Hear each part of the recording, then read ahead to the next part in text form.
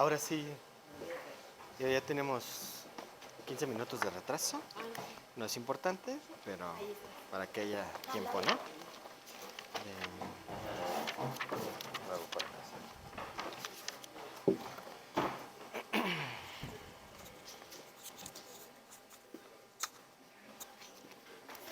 Hola, ¿cómo están? Buenas tardes. ¿Cómo les trata esta calurosa tarde?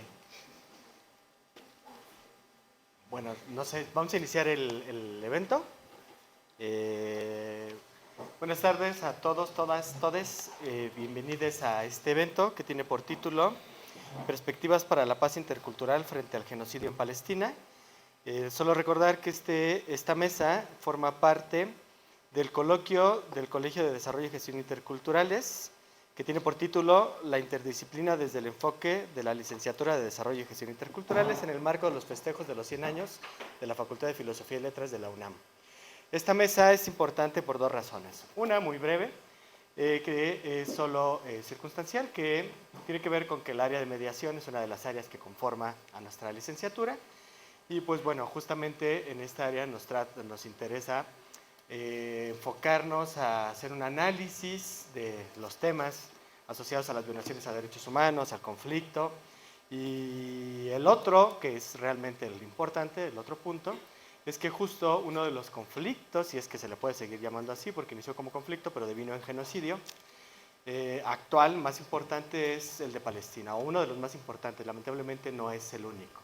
Mientras el mundo piensa en guerra y mientras los conflictos van creciendo, pues nosotros vamos a tomar un momento, un par de horas, para pensar qué está sucediendo en Palestina, por qué es importante acompañar la lucha de Palestina, por qué es importante conceptualizarlo como genocidio, y por qué es importante que incluso desde acá, aunque parezca que estamos muy lejos y no nos afecta, pensemos qué se puede hacer para trascender esta agresión contra el pueblo palestino, este genocidio, este etnocidio, este epistemicidio.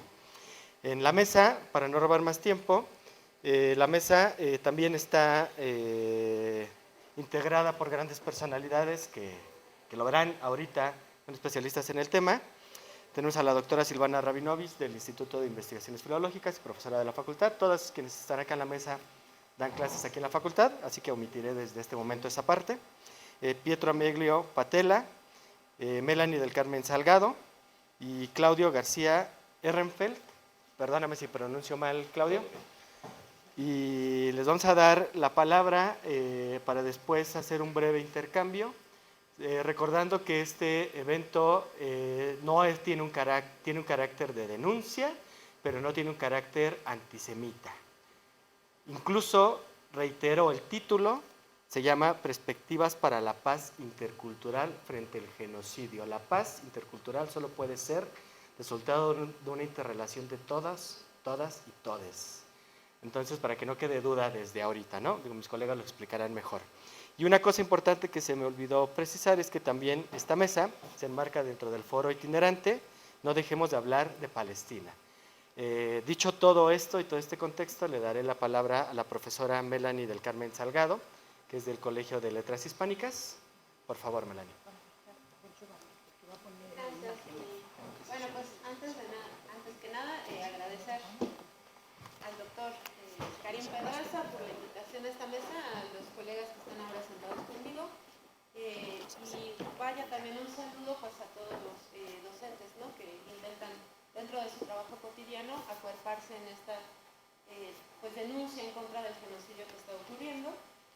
Yo también quiero hacer una aclaración de inicio. Voy a tratar de ser muy cuidadosa y siempre que me refiera a la postura del Estado sionista, me estoy refiriendo únicamente a la representación de los intereses políticos. De ninguna manera me estoy refiriendo a los judíos en su conjunto, eso es importante decirlo, y tengo perfectamente claro que ni todos los judíos representan la postura que ahora representa el Estado israelí, y también tengo claro que hay otras personas que no son judías y que pueden estar de acuerdo con la postura del Estado israelí.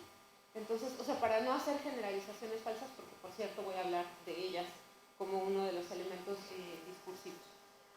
Entonces, que quede claro que como nos estamos sentando a hablar para la paz posturas de ultra o de extrema derecha pues muchas veces no permiten justamente los diálogos y las reflexiones que se requieren para la paz. Y bueno, por eso trataré de ser lo más cuidadosa posible. Si algo se me patina por ahí, mis compañeros me pueden también corregir. Y bueno, pues vamos a hablar, yo preparé algo, una reflexión que está hecha a la luz más bien de un análisis discursivo que pues he ido siguiendo a partir de los hechos que iniciaron con lo que muchos han llamado el conflicto, ¿no?, entre Gaza e Israel. Y pues voy a tratar a lo largo de esta presentación pues demostrar cuáles han sido las estrategias discursivas que se postulan, y dos de ellas me parecen muy peligrosas y me parece que deberían estar contempladas en cualquier discusión para hablar de paz en esa región. Si estas dos estrategias, que no son las únicas, pero que son dos muy significativas, no se detienen, me parece complicado hablar de paz para ambas partes incluso. Entonces, bueno, comienzo. El pueblo palestino ha sufrido una guerra permanente con distintas fases de intensidad y correlación de fuerza. La guerra de ocupación que han resistido históricamente nos muestra que los conceptos como guerra y paz suelen muchas veces ser impuestos por los grupos dominantes. Muchas veces lo que es paz para ellos no hace sino ocultar una cruenta guerra en contra de las mayorías. La escalada del conflicto ha puesto el foco en los últimos acontecimientos, como si la guerra entre ciertos invasores y el pueblo invadido de Palestina hubiese comenzado aquel día en que las anticuadas excavadoras rompieron los muros de la cárcel a cielo abierto más grande del mundo. Las visiones simplistas podrían resumir la paz al cese de esta fase más violenta en la resistencia del pueblo palestino contra una guerra imperialista de ocupación. Pero regresar al estado anterior antes de ese día 7 no implica de ninguna manera la paz, no la paz para todos sus habitantes, y por eso el primer llamado de atención es no reducir la paz solo al cese del fuego, que si bien vendría muy bien para los habitantes de la zona que está siendo atacada, no lo es todo, digamos, en este tema. En este análisis pretendo mostrar que el cese al fuego justo no es todo en la pugna iniciada, y que si nosotros, como los ojos del mundo, no solo aspiramos a vigilar el conflicto bélico, estamos equivocados. La paz que perseguirán e intentarán restaurar aquellos que representan la postura del régimen sionista del Estado israelí es una paz en la que seguirán estando presentes no solo los fenómenos discursivos de legitimación de la invasión sionista y el sojuzgamiento del pueblo palestino. Ante la importancia de este hecho, me permitiré hacer un análisis ideológico discursivo, postular que la paz requiere al menos, entre muchas cosas, de la reflexión de dos elementos. A. El reconocimiento de la existencia del pueblo y el país con nombre Palestina. Y B. El reconocimiento de que el pueblo palestino, como cualquier otro, está conformado por personas, le hace seres humanos. Me parece tremendo tener que decir esto en 2024. Y por lo tanto, si son personas y seres humanos, tienen derechos humanos y son dignos y garantes de todos los derechos reconocidos a otras naciones y a otros seres humanos. Actualmente sabemos que los discursos sociales son vehículos en los que viajan, se comunican, actualizan, modelan y reconfiguran fenómenos como el de la ideología, y sabemos también que la relación entre discurso, poder e ideología supone una relación compleja por medio de la cual se puede acceder al estudio de fenómenos de las prácticas sociales. Ya desde los años 80, el sociólogo Thompson intentó sistematizar la manera en la que, en la comunicación, la imposición de la ideología del poder oficializado persigue, al menos de acuerdo con este autor, 5 tipos de movimientos ideológicos que buscan perpetuar o mantener las relaciones de poder que convienen a los grupos dominantes: la legitimación, la disimulación, la unificación, la fragmentación y la reificación.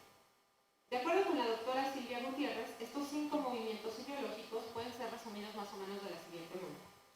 La legitimación muestra o presenta al sistema de dominación como legítimo, así lo dice su nombre, es decir, como un sistema que es justo y digno de apoyo. Para ello apelará a fundamentos racionales, tradicionales y carismáticos que están en el sentido común.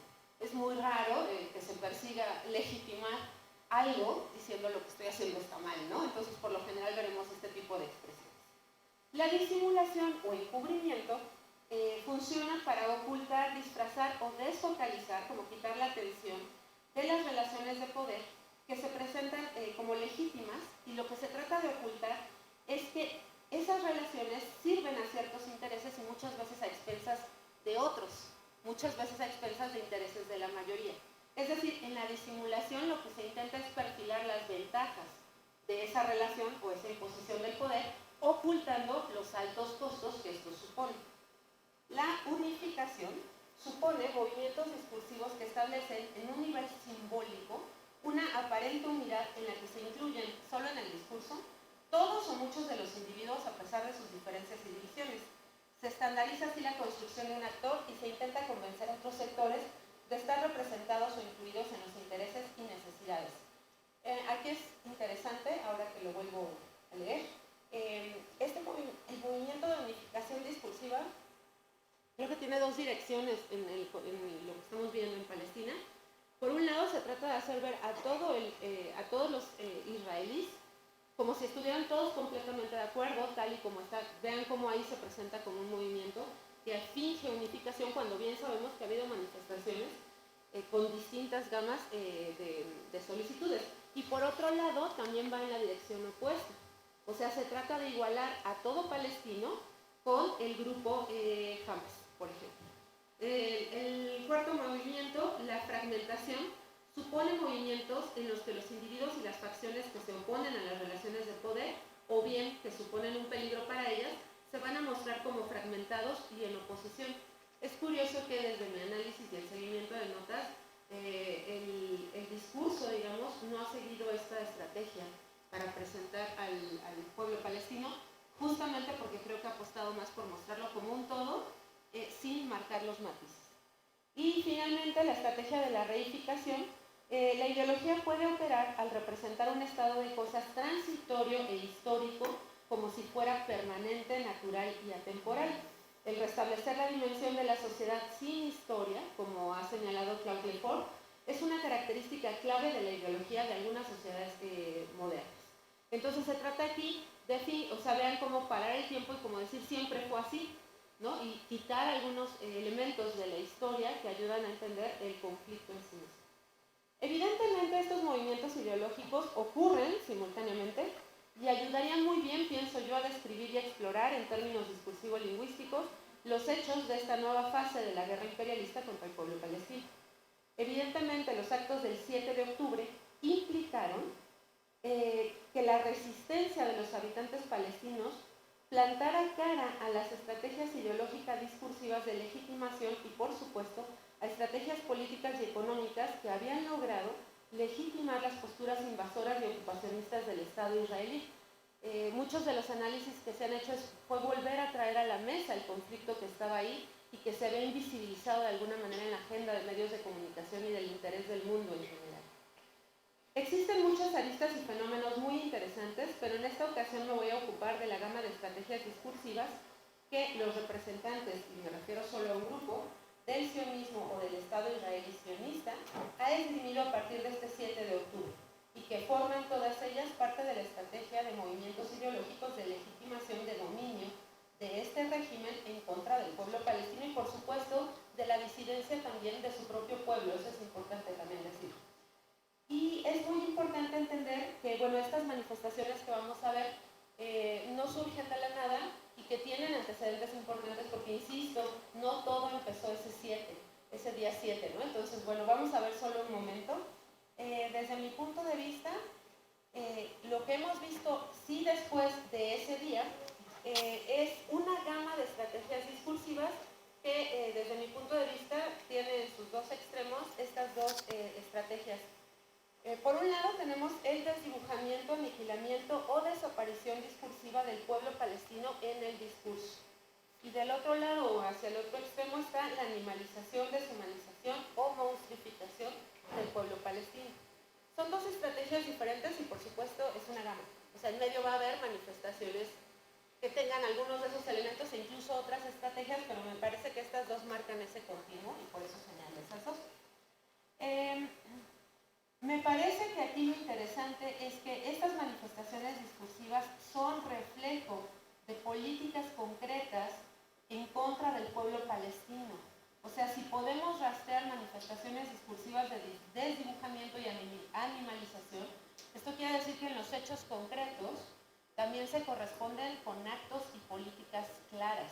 No nada más es un discurso, digamos, que no tiene una relación con los hechos reales. Entonces voy a hablar un poquito sobre el desdibujamiento del pueblo palestino.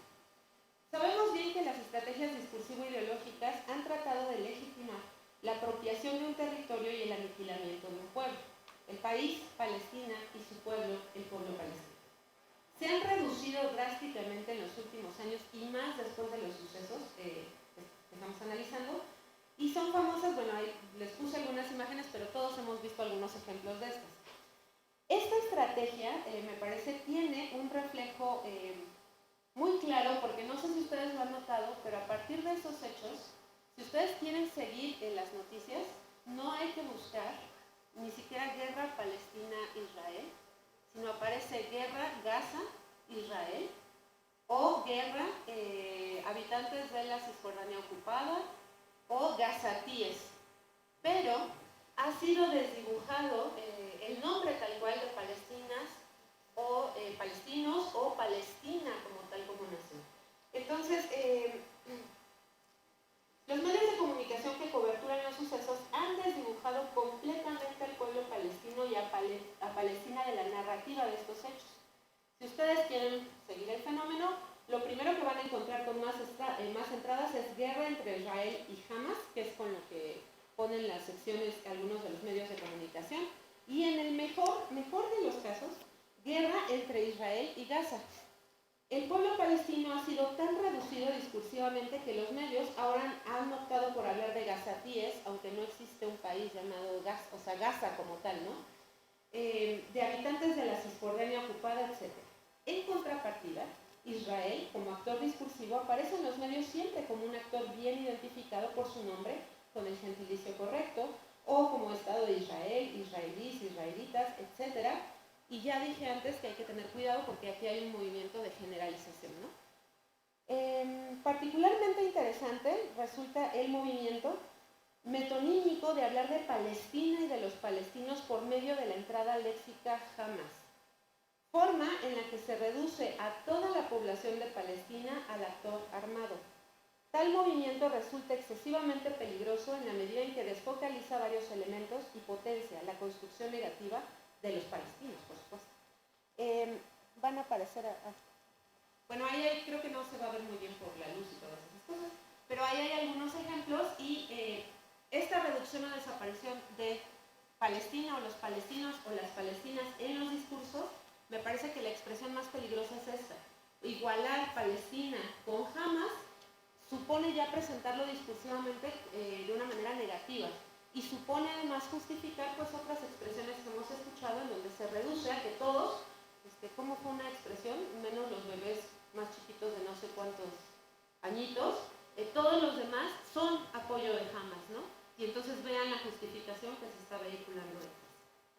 Igual de interesante, pienso, es destacar en contrapartida que es muy evidente la construcción del actor los israelíes o Israel bajo este movimiento ideológico de unificación en el que estos sectores que representan estas posturas extremas se han cuidado bastante de ocultar la fragmentación de ellos como actor y mostrar bajo la entrada léxica de Israel e israelitas como si todos fuesen representantes de los intereses de ellos y como si todos estuviesen de acuerdo con sus postulados.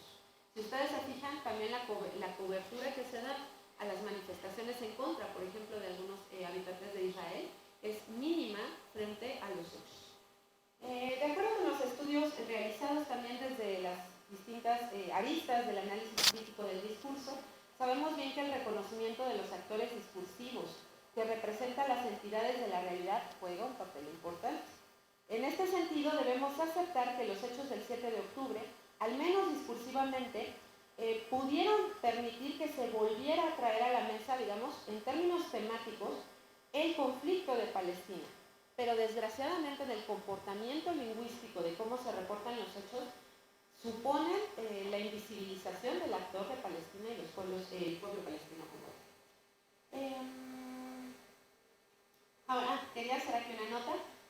Las manifestaciones y muestras de solidaridad y algunas de las consignas de resistencia han entrado a la batalla discursiva con una contraestrategia para responder a esta invisibilización.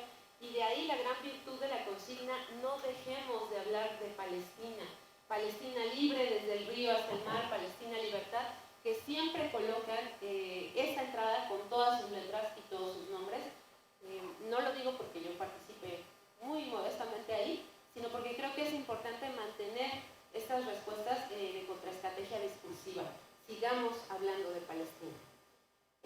Reconocer los movimientos ideológicos de invisibilización discursiva y de aniquilamiento del pueblo palestino nos hace notar que, para hablar y reflexionar sobre la paz, una que realmente se construye sobre los postulados del derecho internacional humanitario, necesitamos reconocer la existencia de un territorio, una población y un pueblo con un nombre específico. No son gazatís, no son habitantes de la Cisjordania ocupada, son palestinos y palestinas. Ahora voy a hablar un poquito sobre la animalización de los palestinos. Este es un fenómeno que es también muy frecuente y quizá han visto muchas citas que ejemplifican esto. Como parte de las estrategias de legitimación, se han desplegado una serie de esfuerzos, muchos de ellos bien analizados desde otras disciplinas, que implican presentar como legítimo el genocidio y aniquilamiento del pueblo palestino. En la medida en que se les ha desconocido como seres humanos, se les ha animalizado y se les ha construido discursivamente y tratado en la realidad, que es lo más grave, como entidades animalizadas sumamente peligrosas y nocivas para el aparente bien común. Los ejemplos que se pueden encontrar con respecto a esta estrategia no solo son muchos y muy desoladores, sino tremendamente aterrorizantes si recordamos que la estrategia diseñada por Joseph Goebbels, que fue el discursivista de los nazis, se sustentó en igualar a ciertos grupos de la población, por ejemplo los judíos, los gitanos, los comunistas y otros sectores minoritarios, y presentarlos discursivamente en una primera fase como ratas y plagas de ratas que ponían en riesgo a los habitantes de la Alemania. Es innegable ver la cercanía de las estrategias traída ahora a la actualidad.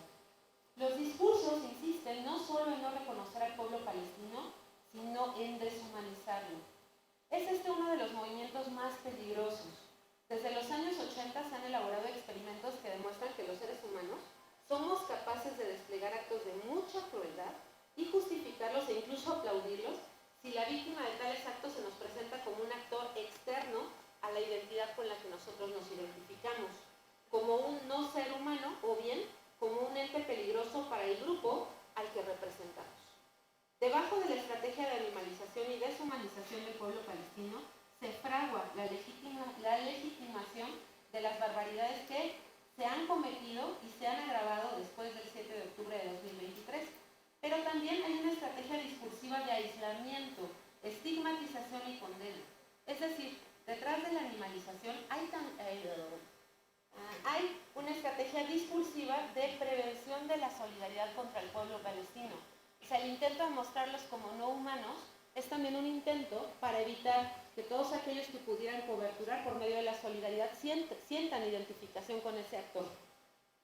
Curiosamente, en términos discursivos, los movimientos de solidaridad en contra del genocidio no hemos logrado todavía fraguar consignas que veamos por todos lados y que hagan contrapeso a esta parte de la estrategia.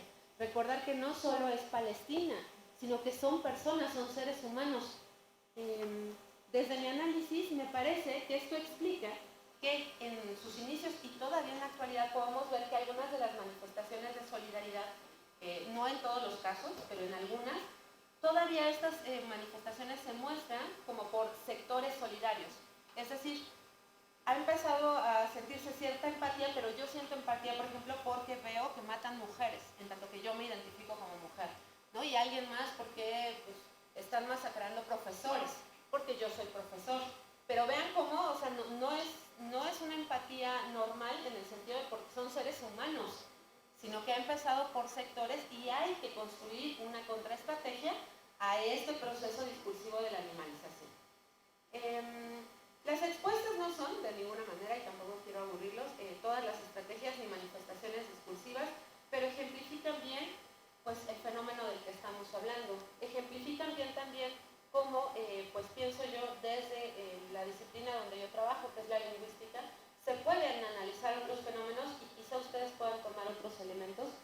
mirar asuntos de conflicto. Desde mi punto de vista, no conseguiremos mucho planteando la situación solo en términos simplistas como de guerra y paz, ¿no? Que era algo que platicábamos hace rato, a secas. Pues tales términos ya de por sí tienen cargas positivas y negativas. Todos sabemos en general que la paz es buena y la guerra es mala, pero desde mi punto de vista, plantear ahora o sentarnos a tratar de hablar de la paz implica no simplificar un montón de cosas. ¿Qué guerra? ¿Qué paz? ¿La paz de quién? ¿La guerra de quién? ¿No? Que son cosas que se invisibilizan ante las cargas que ya tienen estos términos. A riesgo de cometer el grave error de protestar muy fácilmente por una bomba que cayó a 1000 kilómetros del ropero y del refrigerador, como diría Silvio, me parece que en el caso del que estamos charlando no podemos negar los intereses y los contextos reales que se están confrontando, las visiones y el carácter y contenido de los actores que están participando en este hecho, uno de ellos fuertemente invisibilizado y víctima de un genocidio. Tampoco podemos igualar a dominador con dominado, no podemos hacer este tipo de generalizaciones como de la estrategia de unificación. Tenemos que, creo yo, que ser mucho más finos, justamente porque lo que queremos es reflexionar para la paz. No soy experta en temas internacionales, mucho menos en conflictos bélicos. Ahí sí creo que me echaste muchas flores, Pedraza. Pero me parece muy grave que hayamos llegado a un punto en el que para poder decir que es evidente que no está bien matar bebés, o que no está bien bombardear hospitales, o que no está bien entrar a ejecutar a pacientes hospitalizados, tengamos que ostentar un título o un diplomado de especialidad. ¿A dónde nos lleva esto? Al asunto que desde mi punto de vista está en el fondo y en el centro. Creo que en Palestina no solo se está librando una batalla por la libertad de un pueblo, por su reconocimiento, no solo se está llevando un combate en contra de la ocupación y el expansionismo. Palestina es hoy el territorio donde se están confrontando dos visiones del mundo, donde se está confrontando la idea de la dignidad humana y de cómo debemos organizarnos y funcionar para seguir siendo seres humanos. Ahí mismo se está enfrentando una manifestación fascista en su máxima expresión y, reitero, no representada ni por todos los judíos ni por todos los israelíes, en contra de una gama amplia que representa distintas posturas, desde antineoliberales hasta anticapitalistas, que están en el territorio palestino.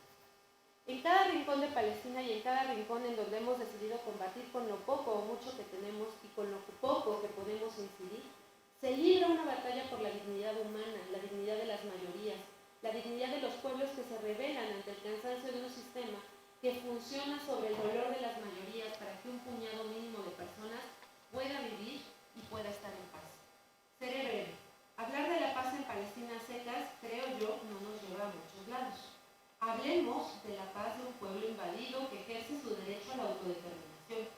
Hablemos de la paz que exigen los sectores disidentes en el territorio israelí. Bueno, en la zona que ahora se llama Israel es complicado y yo espero no haber cometido ahí un error.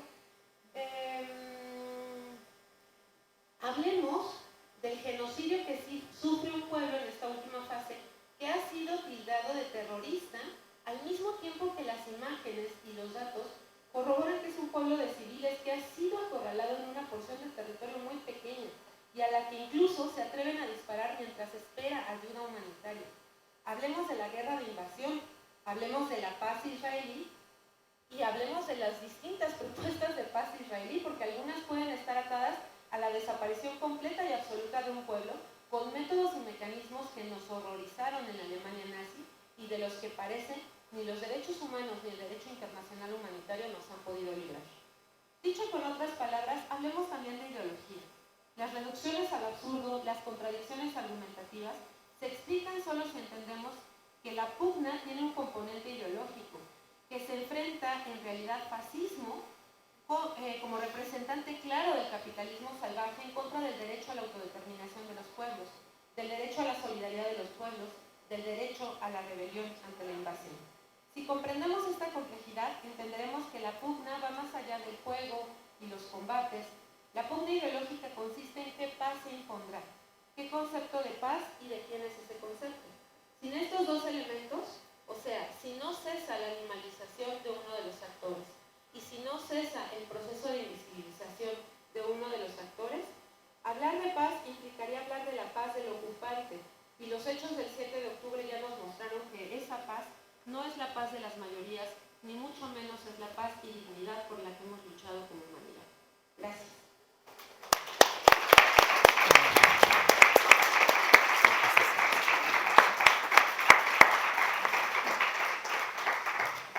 Muchas gracias, Melanie. Y pues justo como dices, ¿no? Es un tema de humanidad, de reconocer la humanidad de los actores, reconocer la humanidad del pueblo palestino, el derecho de existencia del pueblo palestino, que pues es uno de los grandes retos frente a un conflicto que no solo atenta físicamente, sino también de manera simbólica, intentando exterminar toda referencia a un pueblo que resiste frente a todo lo que le está pasando y a todas las agresiones que está sufriendo.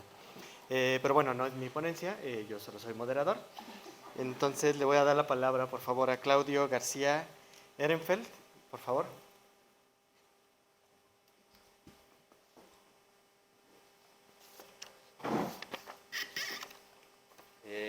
Muy buenas tardes. ¿Sí me escuchan? No, está apagado, yo creo que está apagado. Hola. Ya sí hablo.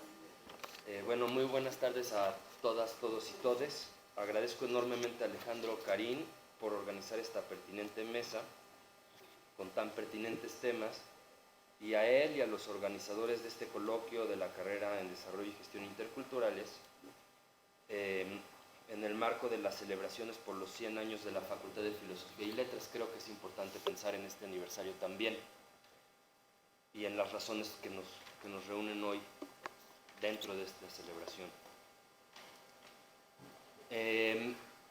Es un honor para mí estar con especialistas en el tema y tomo esta oportunidad con mucha humildad de compartir una reflexión menos articulada y que me ha costado bastante trabajo, la verdad, que menos articulada que la de mi colega, sobre las razones para desde la academia intentar parar el genocidio que sufre el pueblo palestino, específicamente sumándonos al boicot propuesto por el movimiento BDS, boicot, desinversión y sanciones, en relación con lo que esto tiene de la libertad académica en general.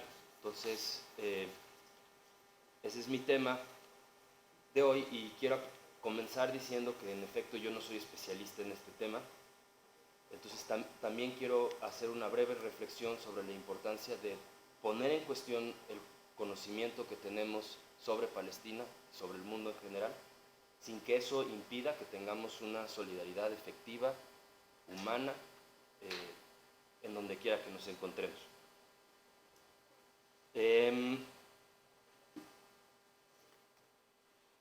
Desde octubre del año pasado hemos visto más y nuevos esfuerzos que han reunido a distintos actores y sectores de la sociedad mexicana con exactamente este mismo fin: parar el genocidio. Y no solo en México, sino en todo el mundo. Hay un movimiento impresionante, formidable, en contra del genocidio. Y sin embargo se atora, ¿no? Y no logra avanzar. Entonces es muy importante, considero yo, pensar en las razones prácticas, materiales y concretas por las cuales se atora ese movimiento.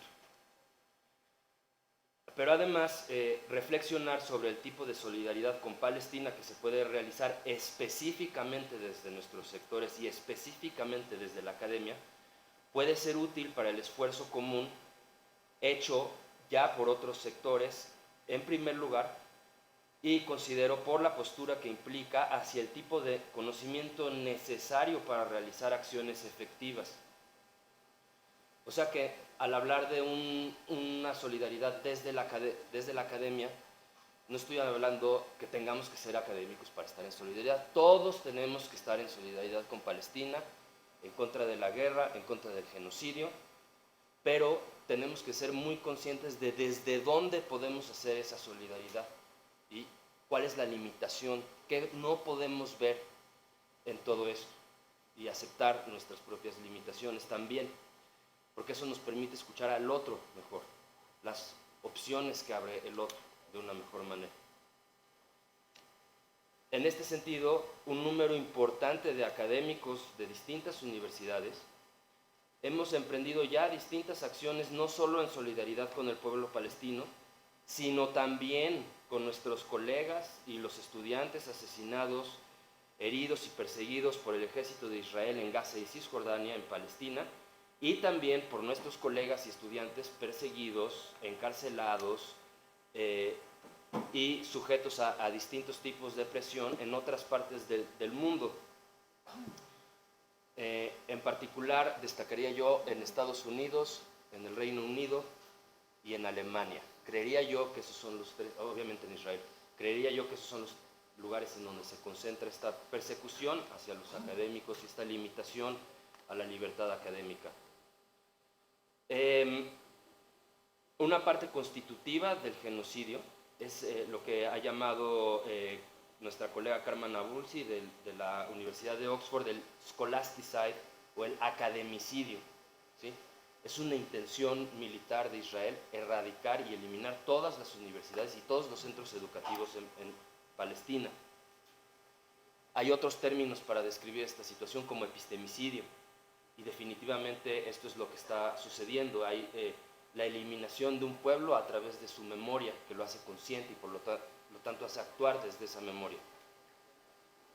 Parte de todo esto lo hemos redactado en una carta enviada a las autoridades de distintas universidades, firmada por los aquí presentes y muchas otras personas, en la que hemos escrito la aniquilación, epistemicidio, como la aniquilación de todo resguardo físico y vivo de la memoria histórica del pueblo palestino y que lo dota de una idea identitaria y cultural propia.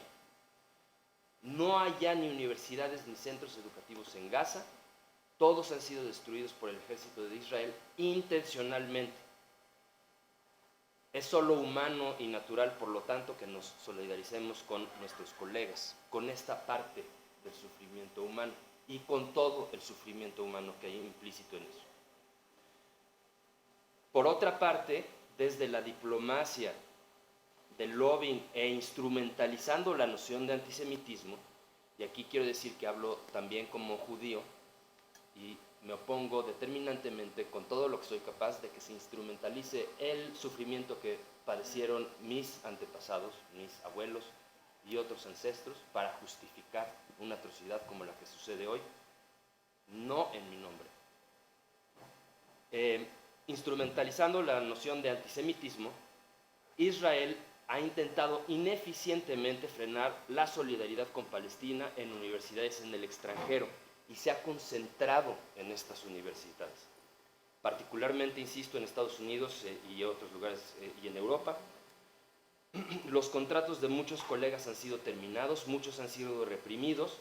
Baste recordar la renuncia obligada de la primera presidenta negra en Harvard, Claudine Gay, en enero me parece, en medio de una sucesión de declaraciones racistas. Esto significa que la libertad académica de los palestinos es también inexistente en el exterior. O sea, ellos en el exterior ya no pueden ni siquiera con la solidaridad enfrentarse a estas estructuras académicas de opresión. Y esto nos habla también de la importancia que sí ve Israel, ¿no?, de desde aquí solidarizarnos. En tercer lugar, lejos de ser recintos de libertad, un importante sector de las universidades de Israel y del mundo es cómplice de múltiples maneras de la opresión que vive el pueblo palestino, no nada más a través de la censura de la libertad académica. La Palestine Solidarity Campaign, PSC en inglés en el Reino Unido, ha encontrado que las universidades británicas invierten en conjunto casi 430 millones de libras esterlinas anuales en empresas israelíes que violan el derecho internacional y muchas de ellas dedicadas a la milicia, a la seguridad, etc. Las universidades de Israel en definitiva no son el espacio de libertad tal y como se presentan, liberales, que respetan la libertad de expresión. Eso es falso. Como lo ha documentado ampliamente Maya Wind en su reciente libro Towers of Ivory and Steel, How Israeli Universities Deny Palestinian Freedom. Otro libro fundamental en mi opinión al respecto, insisto que no soy experto en este tema, es el libro de la colega israelí Nurit Elhanan, Palestine in Israeli School Books, Ideology and Propaganda in Education, y esto habla mucho de lo que ya mencionaba mi colega sobre cómo hay una indoctrinación, hay una manipulación de las masas en Israel, y es a través del miedo hacia los palestinos, hacia los inmigrantes, desde una suerte de supremacismo judío, ¿sí? Implementado cotidianamente desde la infancia, que se llega a una situación como que aproximadamente 60% de la sociedad de Israel esté de acuerdo con las acciones hoy en día que encabeza Netanyahu. Entonces esto es preocupante. ¿Cómo podemos convencer y no vencer a la población de Israel? Tan solo hace unas horas, aproximadamente 8, hubo protestas estudiantiles y magisteriales en solidaridad con otra profesora de israelí-palestina, Nadera Shalhu Kerbokian, sí, que fue despedida de la Facultad de Derecho de la Universidad Hebrea por dudar públicamente del tema uno de los temas más contenciosos en todo esto, que es lo sucedido el 7 de octubre del año pasado. Entonces, ¿cuál libertad de expresión en Israel? Por favor. Ni en las academias ni afuera. Por el contrario, parecería que las academias están siendo un lugar del control y la manufactura de la opinión, de la manufactura del consenso que nos habla Chomsky. Al defender, pues, la libertad académica de los palestinos, defendemos también la de los académicos, las académicas, les académiques de Israel y del resto del mundo. Atendemos a una necesidad internacional. Israel, los Estados Unidos, Reino Unido y otros países han institucionalizado y legislado la noción de antisemitismo impuesta por la International Holocaust Remembrance Alliance, la IHRA. Esto es muy importante, en español sería como que la Alianza Internacional por la Memoria del Holocausto. Que palabras más, palabras menos, y aquí hay personas más aptas para hablar de este tema, equipara el cuestionar al Estado de Israel con antisemitismo y que por lo tanto adjudica al Estado de Israel el derecho a representar a todos los judíos de todo el mundo. Esta es una sinrazón, insisto, no en mi nombre. Sí, sin embargo, lo que es importante es darnos cuenta del riesgo que hay en el mundo de que no solo los palestinos, sino todos perdemos buena parte de nuestra libertad de pensamiento si le instauran leyes que no nos permiten cuestionar activamente, y aquí sí digo todo. Es razón de las academias poder cuestionarlo todo, el orden mundial, los estados, las policías, los militares y todo lo que nos controla. Las academias deben ser espacios para la construcción de una paz genuina, verdadera y libre. Por humanidad, porque nos duele enormemente lo que está pasando a nuestros colegas y estudiantes palestinos, y también en defensa de la libertad académica, debemos pues impulsar en México como sector el boicot académico de la mano de estudiantes, de la mano de trabajadores y de la mano de todos otros sectores que tendrán posiciones distintas sobre cómo se construye esa solidaridad. Y es la comunión, lo común de todas esas expresiones de humanismo, ¿sí? lo que puede hacerlas efectivas. Entonces, ¿qué señala el BDS al respecto? El BDS, este movimiento de boicot, desinversión y sanciones, señala que las instituciones académicas son una parte clave del andamiaje ideológico e institucional del régimen israelí de ocupación, colonialismo y apartheid contra el pueblo palestino.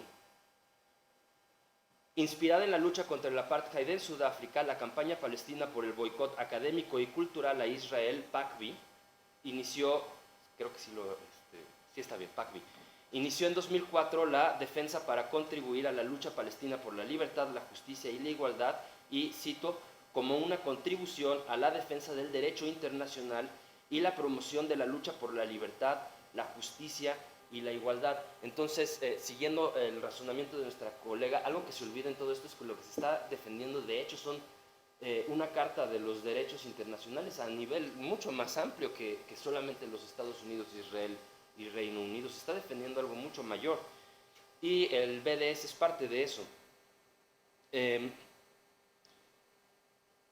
PACBI insta o instó en aquel momento, se han modificado distintas cuestiones, pero insta a los académicos, a las asociaciones, a sindicatos, sociedades, profesionales de la academia y de todas las instituciones académicas y educativas del mundo, y cito, a boicotear y a trabajar en favor de la cancelación o anulación de todo evento, actividad, acuerdo o proyecto que involucre a instituciones académicas israelíes o aquellas que promuevan la normalización de Israel en la Academia Mundial y que omitan o escondan las violaciones del derecho internacional y de derechos de los palestinos por parte de Israel. PACBI y el BDS no ataca, y esto es muy importante, no se enfoca en, por ejemplo, profesores judíos o en individuos que no tienen una relación orgánica con el sistema de apartheid, colonialismo y genocidio, ¿sí? No es personal, y yo he visto esta confusión una y otra vez en el movimiento de solidaridad con Palestina, y es preciso criticarla. Necesitamos también en este sentido conocimiento específico, especializado, muchas veces producido desde la academia por voces críticas, para poder tener una solidaridad efectiva. Ahora, existe una solidaridad maravillosa en el mundo hecha desde las academias, pocas veces reconocida.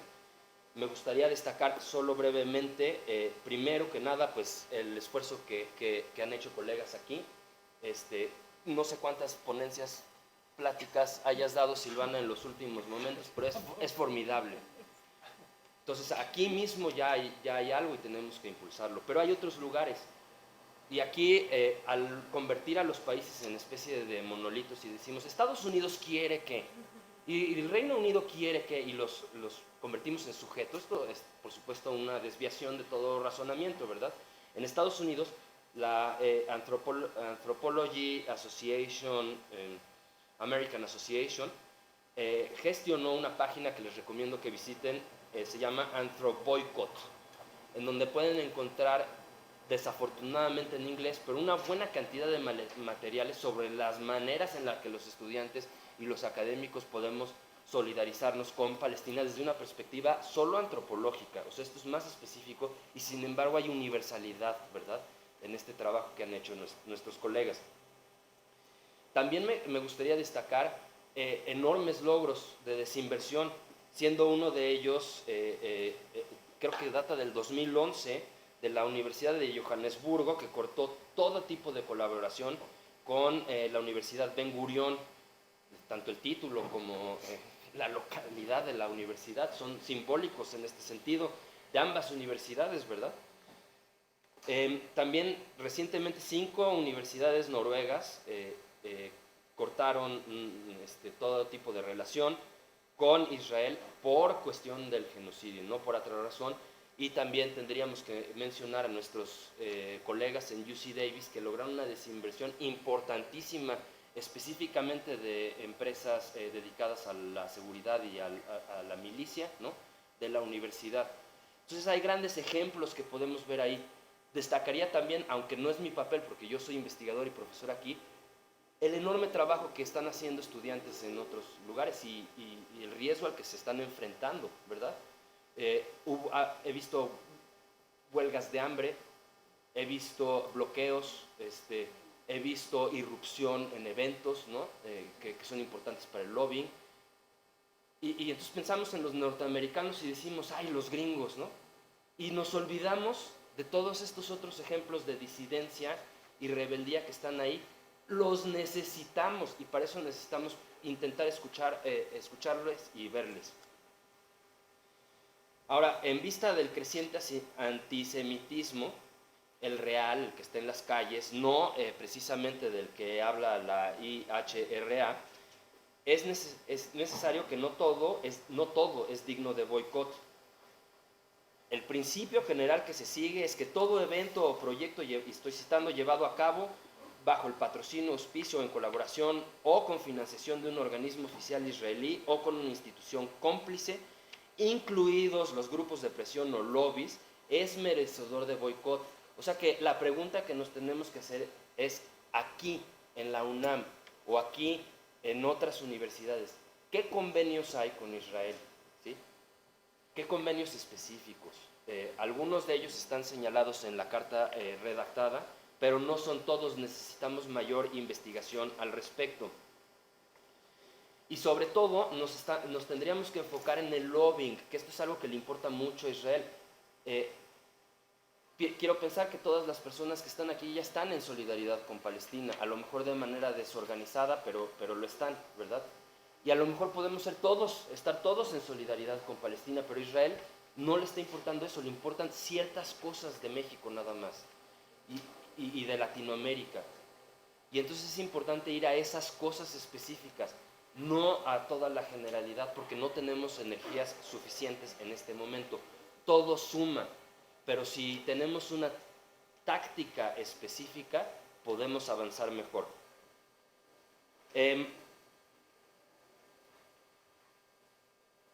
Entonces, esta es parte de la reflexión sobre libertad académica, ¿verdad? Y la relación con el BDS. Ahora, la libertad académica en nuestro país está en franca crisis, y a mí me da miedo que en un movimiento que pueda haber se instale en México también esta ley de antisemitismo, porque se está instalando en todos los países. Entonces, ese es realmente un problema, porque ya no vamos a poder hablar como lo estoy haciendo ahorita, ¿sí? Entonces tenemos que estar atentos a eso y tenemos que ampliar, por lo tanto, de manera conjunta las posibilidades de la libertad académica. Y eso implica, en un sentido, modificar nuestros tiempos, las razones por las cuales estamos contratados, nuestros espacios, nuestras maneras de enseñar y sobre todo de aprender, para poder pues interferir en esto. Y este es un problema práctico al que creo que nos enfrentamos diariamente. No sé cómo voy de tiempo. Pues un minuto. 2 minutos más. Quisiera acabar aprovechando que hay colegas aquí con una breve reflexión que un poco se sale de este tema, pero creo que está relacionada. Aprovechando que hay colegas especializados. Hay una ruptura. Si logramos escuchar a Palestina es gracias a que hay un eficiente movimiento popular palestino. Y esto es lo que vemos cuando estamos en las calles. Cuando estamos tú y yo en la calle, en realidad está también ahí el pueblo palestino. Y eso es una enseñanza sobre cómo sabemos lo que sabemos sobre Palestina, pues porque un movimiento palestino ha irrumpido en el orden mundial y ha logrado hacernos ver que lo que sucede es un genocidio. Este movimiento va de la mano de otros muchos movimientos, incluyendo un movimiento al interior de Israel. Yo me pregunto si tenemos conceptualmente y solidariamente que pensar en las familias que están pidiendo a los hostages, a los rehenes, ¿no? Si tenemos que incluir a este movimiento dentro de otros grandes movimientos que existen en el mundo, como las madres en Turquía que cada sábado marchan para buscar a sus hijos, o las madres aquí, o las de la Plaza de Mayo. Estas son familias con un sufrimiento real y concreto. Entonces, si nosotros estamos ideológicamente imaginando al mundo, corremos el riesgo muy fácilmente de no ver ese sufrimiento. Y es académicamente responsable ver a todas las partes ahí. En segundo lugar, también hay un movimiento de ex militares y militares y policías que han roto el silencio, y así se llama una de las organizaciones, no todas, Breaking the Silence, ¿no? Que recomiendo que veamos. Entonces, aquí quiero dejarlos yo con una reflexión un poco siguiendo lo que decía mi colega. La propaganda pro-Israel habla de conflicto y suele representar una disputa entre dos pueblos, o entre dos religiones, o entre dos culturas. Sin embargo, en Palestina, insisto, creo que todos insistimos en esto, no hay una guerra, hay un genocidio, es diferente. Sí hay distintos tipos de resistencia, pero lo que sucede no es una guerra, es un genocidio. El conflicto que hay en el fondo, y que es uno no solo del enclave, sino internacional, es uno entre los muchos abajos que quieren detener el genocidio y la guerra llevada en su contra, y los pocos de arriba que quieren continuarlos, o porque les conviene, o porque no pueden imaginar ningún otro tipo de orden salvo el actual. En este sentido tenemos que tener muchísimo cuidado con la manera en que se está construyendo una representación en medios y también desde los aparatos de construcción de consenso, tanto de palestinos como de judíos. Y es, insisto, pregunta abierta. Hay quienes reprochan a los palestinos, por ejemplo, no haber construido un canal para la solución pacífica, como si no lo hubieran intentado de múltiples e infinitas, diría yo, maneras, y como si las soluciones que han buscado no partieran de la realidad suya muy concreta, sino de una postura ideológica por la paz. Al mismo tiempo, hay unas nuevas coordenadas para aceptar o rechazar al judío, dependiendo de su posición, del que emita la opinión, ¿no?, con respecto a Israel y con respecto al sionismo. Tengo la intuición de que detrás de la representación del buen y el mal palestino y del buen y el mal judío, confeccionada desde una parte de Occidente, desde una parte del poder, está todavía hoy la noción del buen salvaje y del mal salvaje. Como lo han definido Ilan Pappe y otros, este es un problema fuerte. Israel es un tipo de expansión colonial de asentamiento, es decir, no está necesariamente subyugada como fuerza colonialista a una metrópoli, tiene una actuación propia, una intuición propia, se sale de control, por así decirlo. Sin embargo, Israel es un estado dependiente, totalmente dependiente en términos militares y económicos de los Estados Unidos, y en muchos sentidos es un enclave de la idea de Occidente en la región. Al empatar sus intereses con los de los Estados Unidos y otras fuerzas, el sionismo presenta al judío como el buen salvaje, se presenta a sí mismo traicioneramente como el buen salvaje y nos acusa a los que no estamos de esa parte como comunistas, que tal vez sí somos, ¿verdad? O anarquistas, o de izquierda, o woke, ustedes díganmelo, como el malo. Ajá, nos criminalizan, mostrándose, a pesar de las diferencias, Israel como el único capaz de realizar los proyectos de los poderosos y adjudicándose así un papel central en el orden internacional. Es mi intención decir, pues, en resumen, que no solo tenemos que estar en solidaridad con Palestina contra la guerra, contra el genocidio, sino contra toda expresión de colonialismo en el mundo. Muchas gracias.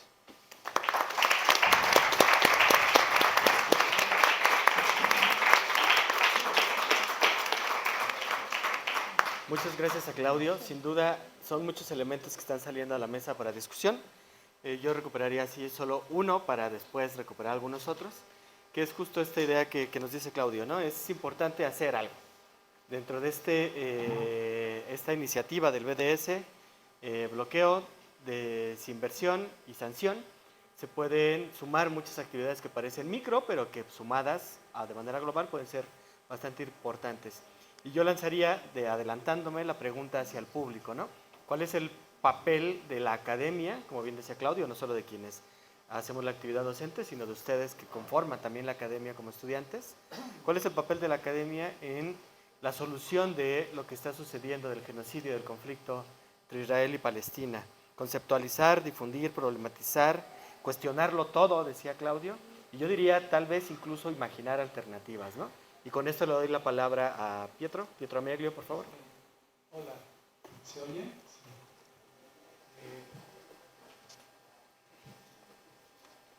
Bueno, lo voy a hacer más breve porque yo creo que hay que discutir con los estudiantes. Tenemos una reunión a las 3 para un trabajo sobre Gaza, entonces creo que es importante. Iba a hablar, bueno, 100 años de la facultad, pues la universidad más grande de América Latina, la facultad más grande de América Latina humanista, genocidio, la acción más inhumana de la especie, ¿qué más queremos para desarrollo y gestión intercultural? En nuestro caso, en materia de resistencia civil no violenta, cultura de paz, atravesada por un genocidio, ¿de qué vamos a hablar en las clases? O sea, dar clases en Vigi y no tocar el tema de genocidio es como estar fuera de la carrera. Entonces, era todo un gran paquete.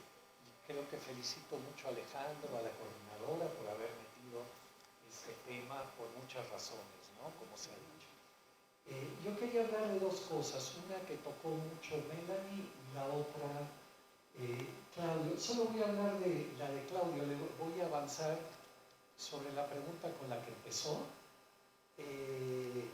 Voy a poner algunas ideas, una o dos ideas nada más fuertes para discutir, para pensar en voz alta, no para dar el avión.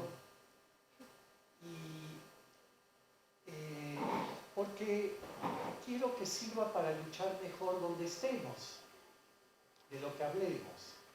Y es muy importante las dos participaciones que hubo.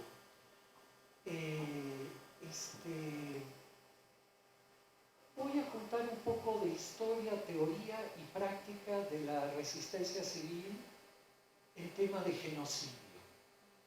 Pero voy a ir un poco a la yugular del problema. La última pregunta que hizo Claudio, yo iba a contestar la primera, pero al final dijiste, nosotros como académicos, ¿cuál fue la ultimísima? ¿Qué podemos hacer? Bueno, les voy a decir algo que le dije a Márgara Millán, un gran personaje de ciencias políticas, de la lucha indígena en México, del CNI, etcétera, hace una semana. Lo que los académicos deberíamos hacer, como dijo Claudio, algo que a Israel le importe. Porque esa es la clave de la lucha social, de la resistencia civil. No es, sí es hacer, esto es una acción muy importante. El boicot es una acción muy importante, la carta de los académicos también, etc. Pero eso no va para el genocidio.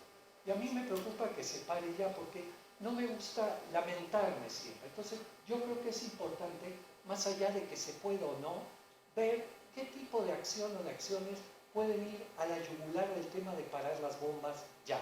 Eso es lo único que me interesa, más allá de todo lo demás. Entonces, ¿qué le dije a Márgara Millán hace una semana en Cuernavaca, en un foro igual a este? Le dije, tú, yo y 8 profes más vamos a tomar la embajada de Israel en el DF y nos vamos a quedar a dormir hasta que paren los bombardeos. Llévate sleeping, llévate libros y prepárate. Entonces, ¿por qué académicos? Me gustaría más estudiantes. Por la fuerza moral y social que tienen. El poder social de un académico no es igual al de un estudiante, nos guste o no. El poder social es una variable clave en la resistencia civil. Porque esto es un tema de lucha social. ¿Sí? No es solo un tema simbólico, cultural, eso es muy importante. Pero esto es un tema de parar un bombardeo genocida. Entonces, yo no digo y no sé cómo, pero sí sé algo de historia, he metido el cuerpo en cosas, he visto cosas, y puedo plantearme, no sé cómo, qué le duele al otro. Y entonces voy hacia la pregunta inicial de Claudio. ¿Por qué si en el mundo hay un consenso tan grande contra el genocidio, no para? Cada día está peor. Esa es una pregunta muy importante de identidad moral. No basta decir estoy haciendo. No para, sigue. Entonces, sin saber cómo, hay un tema importante que es el que me gustaría hablar, que es este. Dentro de la resistencia civil no violenta, también está la armada, totalmente legítima, no digo que no, pero dentro de otra forma de resistencia civil, la relación del termómetro con el genocidio, la acción más inhumana de la especie, más violenta, o de la espiral con el genocidio es la desobediencia civil. No es el boicot, no es la no cooperación, no son las marchas. Eso es muy importante, fundamental. El boicot tiene que ser masivo, continuo y durar un tiempo para que duela. Y es importantísimo lo que hay de boicot, pero infinitamente más grande para detener una política genocida como la del gobierno de Israel. Ese es un tema de la historia, de la teoría, no es una improvisación ni una ocurrencia. Entonces, desobediencia civil masiva y en la calle. Entonces, yo digo,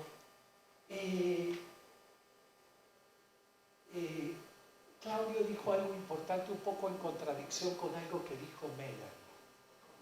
Yo he escrito, reflexionado, es lo que le proponía Márgara. El primer lugar donde debería haber desobediencia civil proporcional y real es dentro de Israel. Y lo digo con mucha fuerza. Hay cantidad de acciones, pero no en el nivel que se necesita. Antes de ayer, Netanyahu dijo: cuento con el apoyo de la inmensa mayoría de los israelíes. Él dijo el 60%. Yo creo que es más. Porque en el genocidio, desde el silencio, se entiende. No estoy diciendo que esté mal. No me voy a poner de hipócrita desde México a decirle a un israelí que lo van a meter al bote, a torturar y a lo mejor a desaparecer así. Pero eso es lo que se necesita, desobediencia civil dentro de Israel. Los padres de los rehenes tomaron el Congreso un ratito y se fueron. No, hay que tomarlo y quedarse. Esa es la gran diferencia, dirían los brasileños, que se llama la firmeza permanente. Una cosa es tomar un lugar e irse y otra es quedarse adentro. Por eso lo que le dije a Márgara, hay que ir a las embajadas de Israel, de todo el mundo, y quedarse adentro. No va a parar a Netanyahu, pero lo va a tomar más en serio. Porque es un signo poderoso, empezando por Estados Unidos y los países europeos. Entonces, voy a la parte de discusión. Entonces, dejo claro el tema. Sin desobediencia civil, lo más masiva posible, empezando dentro de Israel, Estados Unidos, Europa y nosotros, no hay ninguna posibilidad real. Claro, cuando se les ocurra y arreglen y negocien, porque Hamas fue financiado en parte y apoyado por el gobierno genocida. Entonces, cuando arreglen va a haber negociación, se va a parar. Mientras, movieron a toda la población, desplazados, mataron y siguen acumulando. ¿Se entiende? O sea, en una confrontación de esta escala, desde la resistencia civil, de la no violencia, es la desobediencia civil lo que se necesita. Masiva en la calle y con personajes de fuerza social. Académicos en la calle de Israel durmiendo ahí o afuera de la casa de Netanyahu. Ese es el lugar, una maldad muy aprendida de mucha gente que sabe mucho. Hay que ir a las casas de los líderes. No quieren que sus vecinos sepan lo inhumanos que son, no les gusta. A su esposa, a sus hijos. Hay que ir donde hay que ir con los cuerpos que tienen que estar, o sea, los que tienen más poder social. Yo me pregunto cómo el Papa, el líder del Islam y del judaísmo, no están en Gaza con los familiares. Acabo de preguntarle a gente de Palestina, porque estamos en un proyecto de una exposición gráfica entre estudiantes de IGI y estudiantes de la Universidad de Belén. Estamos haciendo una exposición mundial, más de 20 paneles. Esperamos que esté para final de mes. Y les dije, oye, ¿y si el Papa estuviera en Rafah? Para en un minuto el bombardeo. No van a matar al Papa, aunque sea Netanyahu. Entonces, esto que estoy diciendo no es una locura. Los de Pax Christi lo llevaron al Vaticano, esta iniciativa. Entonces nos dicen, sí, es que lo van a matar. Bueno, pero ¿para qué está él ahí? ¿Qué representa? Entonces la respuesta es, no va a ir solo, va a ir gente con él. Vamos a ir con él. No se va a decir al Papa, vea que te maten y yo me quedo en mi casa. Pero él tiene que estar, porque tiene poder social para inhibir muchas acciones. ¿Se entiende lo que quiero decir? O sea, hay muchas escalas del tema, pero hay una escala que es parar el bombardeo, cese al fuego, ayuda humanitaria. El lenguaje de la guerra en una etapa genocida necesita del otro lado una etapa similar de determinación y de meter el cuerpo. Si no, está bien, es a mediano plazo, pero mientras van a morir varias decenas de miles más. En una reflexión seria, no de que quiero hacer algo para sentirme bien. Ese es el tema. Estoy en la misma bronca que todos, no hago más que todo. Y la última idea clave es que el genocidio es la acción de muchos sobre pocos, no es la acción de unos pocos locos sobre muchos. Esa es la clave para entender que es un genocidio. Pues, por eso avanza Netanyahu, por el silencio, el terror y toneladas de cosas más en las poblaciones que están más cercanas, empezando por la de Israel, que es la número 1 en complicidad. Pero no los culpo, sería un hipócrita, haría lo mismo seguramente, pero es una de las grandes causas. Estados Unidos, Europa, etc. Entonces, claro, el rebote es ¿y nosotros? Y él dice, hacemos esto, estamos aquí sentados, todos hacemos la exposición. Sí, está bien, hacemos lo que podemos desde nuestra identidad minúscula, al lado de un genocidio a decenas de miles de kilómetros. Ok, mejor que no hacer nada, estar aquí, estar comiendo por allá. Pero el otro tema que tiene que ver con los palestinos en medio de los bombardeos nos pone otro tipo de preguntas en las que tenemos de algún modo que poder avanzar en alguna forma. Y esa creo que es parte de la discusión, qué más se puede hacer, qué no, cómo se puede pensar en voz alta con otras y otros. Repito, con un grupo de estudiantes muy bueno, de Villa, etc. Estamos avanzando con estudiantes palestinos desde hace un mes casi, en hacer una pequeña exposición que le cuente al mundo una reflexión en distintos idiomas, va a estar por todo el mundo, unos 20, 22 carteles. Es nada la acción, una exposición gráfica es ni ruña al lado de un genocidio. Sin embargo, el hecho que más gente se informe, lo vea en las plazas, escuelas, lo imprima muy barato en un centro de copiado, los carteles, bueno, es una forma humilde, mejor que estar viendo por TV y decir, ¿qué hago? Como esto es valiosísimo. Pero, claro, parar las bombas es otro tema. Esa es.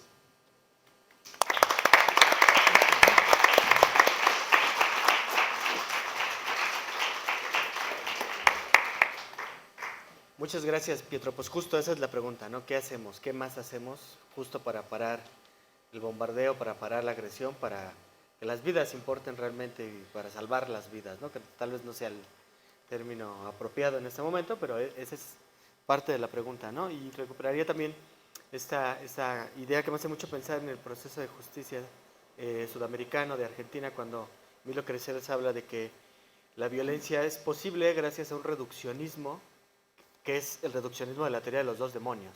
Existen buenos contra malos, y en realidad hay una sociedad que solapa y permite que exista esa reducción y que exista esa violencia. Pero bueno, vamos a dar la palabra ahora a Silvana Rabinovich, por favor.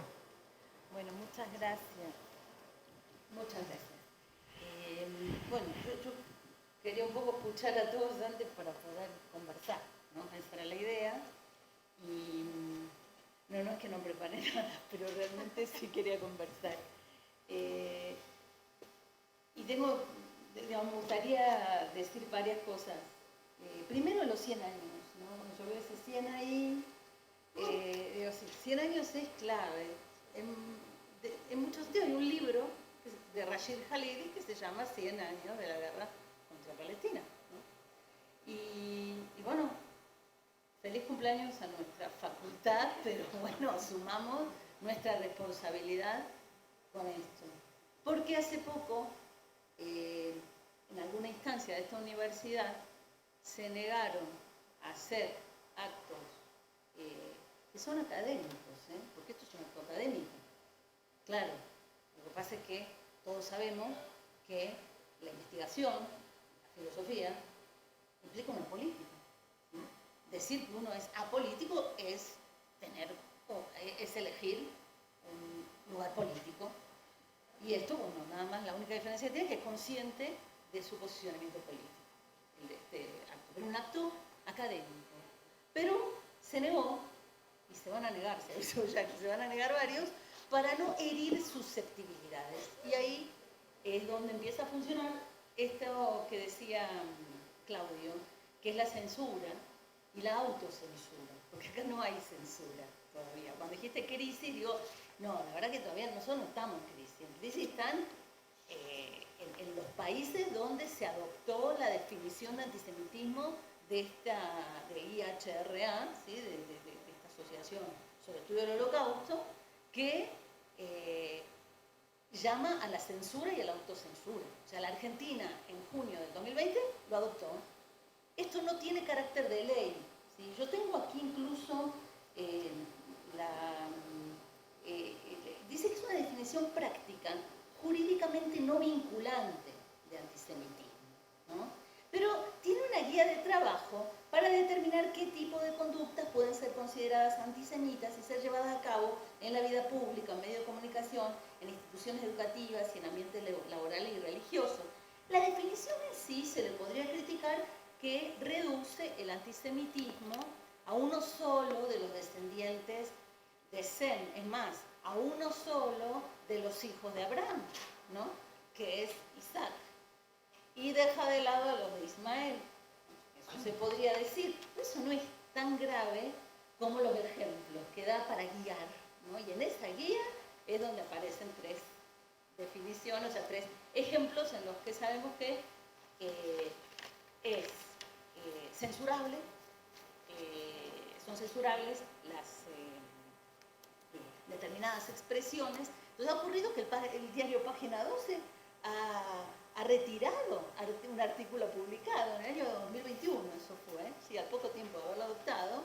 Era malísimo el artículo, realmente hubiera caído por lo malo que era, pero no, lo retiraron, se armó un montón de intelectuales, de esos que leemos acá porque son progres, firmaron a favor de que se quite y Página 12 lo retiró. Y entonces empieza a operar una autocensura que, cuidémonos de que aquí esté operando, diría. En Uruguay, Pietro, en la Universidad de la República, un estudiante invitó a la embajadora palestina e hirió susceptibilidades, porque entonces los estudiantes sensibles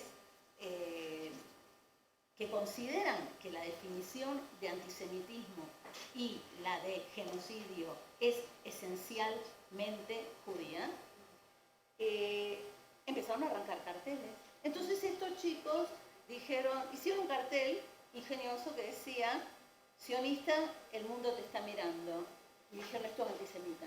Entonces se suspendió al estudiante que organizó esto y que invitó a la embajadora 6 meses en la universidad. ¿Sí? Y Uruguay es de esos lugares donde dice: uy, es el país como más libre del conocido, ¿no? Bueno. La pregunta sería, ¿qué hicieron los profes?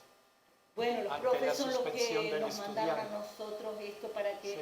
firmemos y apoyemos al estudiante, y se movilizaron con colegas del mundo, sí. Pero mucho más que eso no pudieron hacer, claro, No hay porque no estabas ahí, relación Pietro. entre firmar y expulsar, no hay relación. No, Para lo expulsar hay que suspendieron, subir la acción. Claro, no, realmente debí ponerte en aviso. Fue en diciembre esto, fue en diciembre. Bueno, eso es para decirlo. Después, yo me imagino que tú ya conoces, Melanie, el Global Language Dictionary de Israel Project, ¿sí? De 2009, donde dice palabras que funcionan y palabras que no funcionan, y va indicando, ¿sí? La guía de las Bará, ¿sí? Entonces, bueno, esto existe, y 100 años tiene mucho sentido en esto porque, como bien decía Melanie, no empezó el 7 de octubre esto, por favor, ni tampoco el 6, ni tampoco empezó en el 48, esto empezó hace alrededor de 100 años, ¿sí? Podemos ubicarnos con la Declaración Balfour, es muy lindo un librito que sacó Oxfam que se llama La historia del otro. Son 6 profesores de historia israelíes y 6 palestinos. La misma palabra tienen que explicarla en un lado de la página y en otro lado de la página. Y es interesantísimo. La Declaración Balfour es una de esas que es genial, porque mientras que para los israelíes tiene casi un poder mágico, algo que cayó del cielo, los palestinos lo entienden muy bien como una deuda de Napoleón que había que cumplir, y que eso era una cuestión de imperio, ¿no? Entonces, esas cosas, digamos, 1917, incluso no sé si han visto, circula la moneda del templo.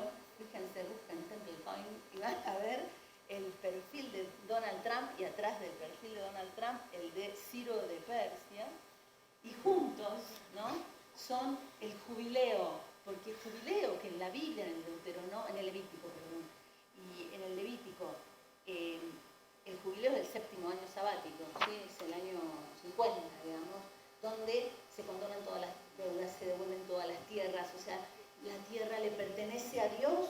¿Qué hace ya 2 jubileos Israel ocupando una tierra que le pertenece a Dios? ¿No? Uno se preguntaría. Y entonces, bueno, claro, porque está la cuestión del templo. Y esto, la cuestión del templo no es una cuestión religiosa, es una cuestión de teología política colonial criminal. ¿No? Porque, si bien muchos sionistas no fueron conscientes de que la idea de la reconstrucción del templo, ¿sí? Un templo que el primero fue construido por Salomón, el segundo por Herodes, como fue Javier Milei, ahí a llorar frente a la pared de Herodes. Sí, sí, sí. La idea es que la construcción del tercer templo tiene que ser después de la destrucción de las mezquitas.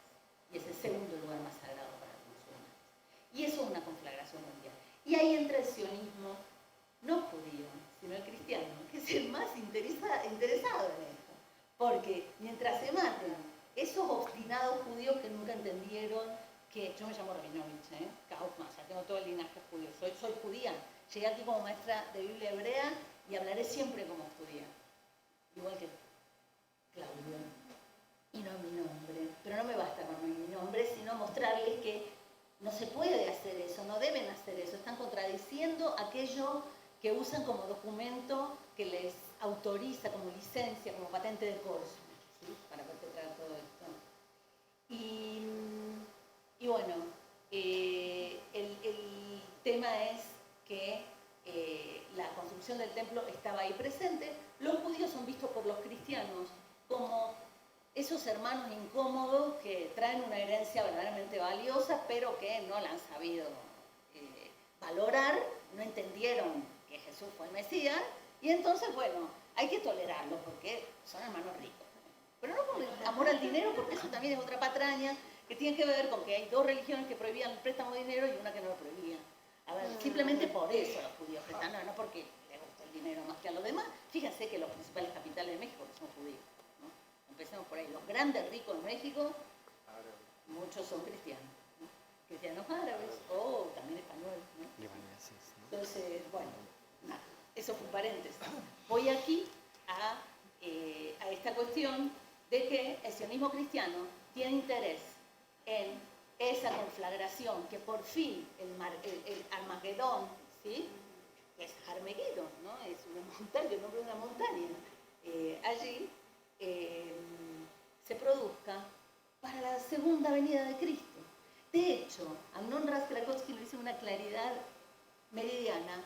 El sionismo es cristiano, el sionismo judío es cristiano, porque mira, y es antisemita incluso, o sea, ve con desprecio esa realidad diaspórica de los judíos que han vivido a lo largo de milenios entre otros pueblos, ¿sí? Y un número muy grande ha vivido entre pueblos musulmanes, árabes, hablando la lengua árabe y escribiéndola en hebreo. La Academia Orientalista le llama eso el judeo-árabe, y el judeo-árabe del pasado es prestigioso, pero el judeo-árabe del presente es una vergüenza, porque significa que uno habla la lengua del enemigo. Desde que surge el Estado, pasa automáticamente esa lengua materna, ¿sí? Que acunó a tantos, pasa a ser la lengua del enemigo. Y entonces el único uso que le queda es el de estar al servicio del espionaje, de una palabra árabe y hebrea igual, que es mistarer, según lo que cambia la vocal nada más, ¿sí? Aquel que se arabiza, que se hace pasar por árabe. Un judío árabe se hace pasar por árabe, ¿sí? En realidad, dejaron de verse como árabes. Todo el proceso de desarabización es una cosa muy interesante, no solo de la tierra, sino también de la identidad, ¿no? Y entonces lo único que le queda es esa lengua amorosísima, esa lengua en la que vivieron más de 1000 años sin tener grandes problemas, ¿no? O sea, no es esto idílico lo que estoy diciendo. Vivían como vive cualquiera, con el vecino puede tener problemas y lo dirime en la misma lengua, ¿no? Donde, y es lo que yo ando estudiando ahora, y me gusta contarlo, siglo X, en Bagdad, Saadia Gaon traduce la Torá al judeo-árabe, es decir, al árabe con acento judío, como dicen los que lo hablan. Y con eso el tetragrama tiene otras 4 letras, que son Alef, Lamed, Lamed, Hei, es decir, Allah. ¿Sí? Y los judíos no se asustan de llamar Allah a Dios, porque el Dios es el mismo, ¿no? Y porque tiene infinitos nombres. Y porque, bueno, tienen otros conceptos, pero no voy a hablar de eso ahora. Lo que sí quiero decir es que hasta el día de hoy, bueno, el día de hoy está todo muy roto, pero hasta hace muy poco, los judíos árabes subían a un monte a honrar a Rabbi Shimon Bar Yochai, y que es a quien se le atribuye el Zohar, ¿sí? Y el libro de la Cábala tan importante, ¿no? El Zohar, y que se dice que al igual que Moisés, él, o sea, tanto Rabbi Shimon Bar Yochai como Josué, hijo de Nun, el que hizo la conquista cruel de Cananea, ¿no? de la tierra de Canaán, porque había habitantes ahí, no es que es decir, no son los habitantes número 0, ¿sí? Dios le promete a Abraham la tierra, y Abraham tiene 2 hijos, y el primogénito es Ismael, y no es Isaac. ¿Sí? Cuidado con eso, porque la primogenitura da más derecho al hijo mayor, si el primogénito, de hecho. Es eso, el derecho de herencia.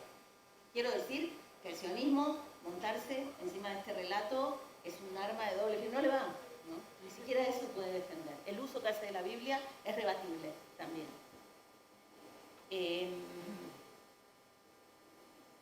Se atribuye tanto a Josué como a Shimon Bar Yochai haber como aprendido lo que Moisés aprendió, Moshe o Musa, ¿sí? Aprendió de Dios en el Sinaí cuando le dio la Torá. Y entonces Josué fue por la vía de la guerra, Shimon Bar Yochai fue por la vía espiritual y la del Zohar.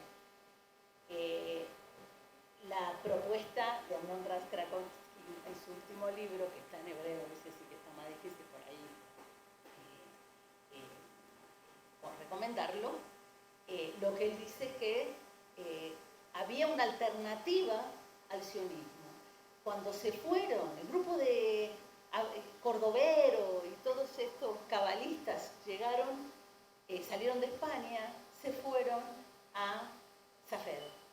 Y en Safed está la tumba de este rabino, de Rabbi Shimon Bar Yochai, que es visitada por musulmanes y por judíos. Porque la costumbre de visitar tumbas de sabios y de rabinos es muy de los judíos árabes, que los judíos centroeuropeos veían con desprecio y les parecía que era una idolatría, ¿no? Pero había ahí muchas vías de comprensión mutua que el sionismo fue cercenando, ¿no? Y sobre todo esa cuestión de autoodio que provocó respecto de la propia lengua, ¿no? Que por supuesto que hay generaciones ahora de escritores judeo-árabes, que y ellos no se llaman judeo-árabes, judíos árabes que reivindican todo esto. Ahí yo veo unas posibilidades de paz muy importantes. Respecto de las expulsiones, hace mucho antes que el 7 de octubre, hace años, que hay un grupo que retoma el primer hemistiquio de la frase de Theodor Herzl, el padre del sionismo, que había dicho en hebreo, en su Agadá, si lo queréis, no será una leyenda. Se quedaron con la primera, si lo queréis. Ese grupo era un grupo que se inscribía en los salones, en las clases de actualidad para denunciar a sus profesores, para dejar a sus profesores sin trabajo, ¿sí? Esos grupos deben ser los que hicieron que Nadira, a quien yo conocí, y me dejaste muy impresionado con eso, porque Nadira, cuando yo fui a presentar mi libro La Biblia y el Dron con un grupo de académicos palestinos, y hablé de Amalek, que conocerán el nombre de Amalek porque Netanyahu escribió, en 1000 de octubre, escribió una carta a los soldados instándolos a que recuerden a Amalek, ¿no? y tiene que ver con algo de lo que tú presentaste aquí cuando decías contra los asesinos de niños. ¿Quiénes son los asesinos de niños? Por Dios, ¿no?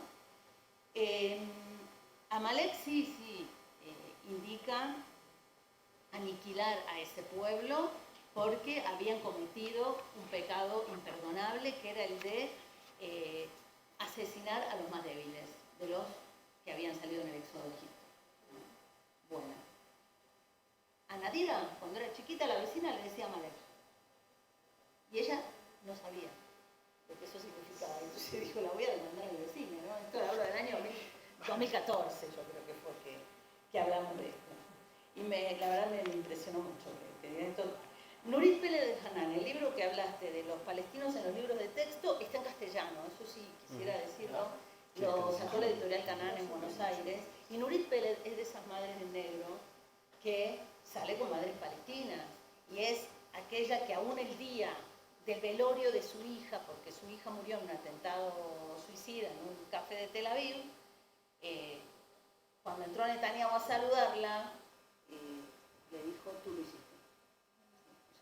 No, porque ha venido a la escuela juntos para saludarla y bueno, ella nunca ha perdido. Y ahora es alguien que si la siguen en las redes, es la que postea las cosas más, digamos, más críticas con una autoridad moral que quién puede decirlo, ¿no?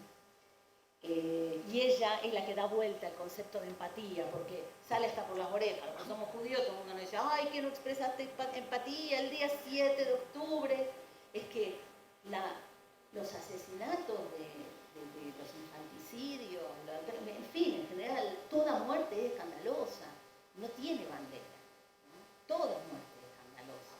Y entonces los que ponen banderas y califican nudas vidas, ¿no? O otras que sí merecen ser vividas, digamos, eso es otra cosa, pero Nurit Pérez, en un momento, tantos posts, fue un poema que no era de ella, sino de otra mujer, donde habla de tomar al hijo muerto de la otra. Y ella, que tuvo esa situación. Pero enseguida hubo comentarios que decían, pero y la empatía también tiene que ser del otro lado. O sea, empatía para mí, eso es egoísmo colectivo, digamos, ¿sí? Es otra forma del egoísmo. Por eso,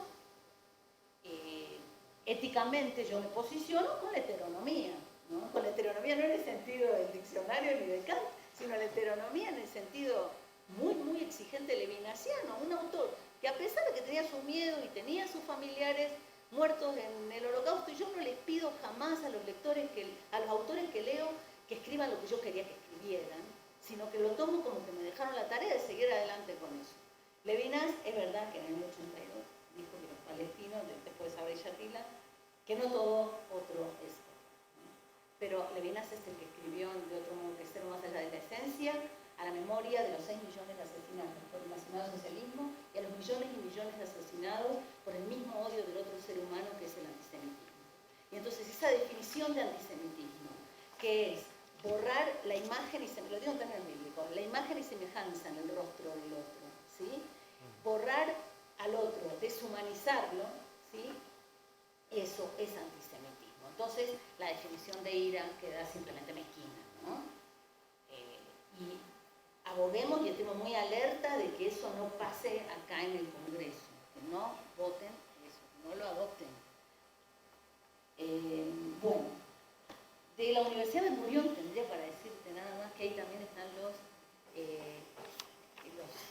intelectuales más críticos. De ahí salió el término democracia, de ahí está Amnon Krakowski, y hay varios, pero Lev Greenberg. Pero bueno, es verdad, o sea, ellos entienden también que las acciones, ¿no? del boicot. El contexto que creo que tenemos que tener muy claro es el orientalismo en el sentido de Edward Said, inherente al movimiento sionista, ¿sí? Que hizo que no pudieran de ninguna manera valorar el aporte y lo que significaba la llegada de esos inmigrantes que habían traído de manera un poco forzosa, y por lo menos era forzada lógicamente, porque digamos, los iraquíes les explicaban a los sionistas, como ellos les llamaban, que ellos no habían vivido pogrom, que la palabra pogrom es rusa y que eso viene de otro lado, que en Europa sí, fue así, sufrieron mucho, pero no era así en los países árabes donde ellos vivían, y lo dejaron todo, ¿sí? Y después los gobiernos intercambiaron propiedades, ¿no? Hicieron así, Ben Gurión dijo, te dejo las casas de los judíos iraquíes, me da la de los palestinos. ¿A quién? A los británicos. ¿Y quiénes son los británicos para andar repartiendo y los gobiernos? ¿No? Lo mismo que hacían ahora con eso que llamaron, de una manera muy perversa, los acuerdos de Abraham. Los acuerdos de Abraham excluían a los palestinos. Se parece mucho al acuerdo tripartito en el que excluyeron a los saharauis para la descolonización, ¿sí? Se hablaba de ellos y ellos no estaban en la mesa. Acá pasaba lo mismo. Entonces Palestina no cuenta nunca. Los hermanos árabes, algunos serán más fieles y otros menos, ¿no? Y no hay, bueno, y el argumento sionista de que los que se comportaron mal son los hermanos árabes, que no los absorbieron, no les dieron lugar para que dejen de ser refugiados. Ellos son refugiados porque quieren ser refugiados. Nacen 3 generaciones de refugiados y no se puede. El estatuto de refugiado es temporal, ¿sí? Es una cosa aberrante. Lo que hay cosas no son cosas incorrectas. Acá hay aberraciones morales, políticas, sociales, que el mundo civilizado toma como males necesarios y que hay que demostrar de alguna manera que no. Ahora, cuando hablamos de 100 años, yo también pienso en Mariátegui, que en el año 29 hace un texto maravilloso sobre la situación en Palestina y sobre las revueltas, las primeras revueltas que hubo en Palestina. Y he leído bastante en las últimas sesiones, por eso no quiero repetir, pero las recomiendo mucho, y está en este libro que se llama Una tierra para dos pueblos, de Martin Buber, la carta de renuncia, justamente en 1929, de Hans Kohn, el historiador, al movimiento sionista, donde dice claramente, sionismo no es judaísmo, pero no solo eso, que dice, o el sionismo es pacifista o no cuenta conmigo, ¿no? Y yo renuncio en este momento. Es pacifista y antiimperialista y algo que en Estados Unidos se llama radical, dice él, ¿sí?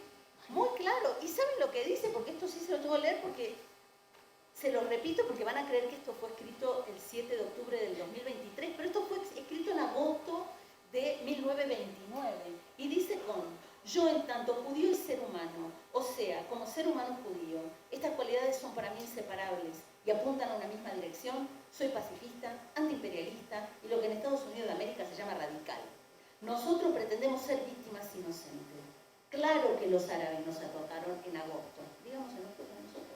Nosotros pretendemos ser víctimas inocentes.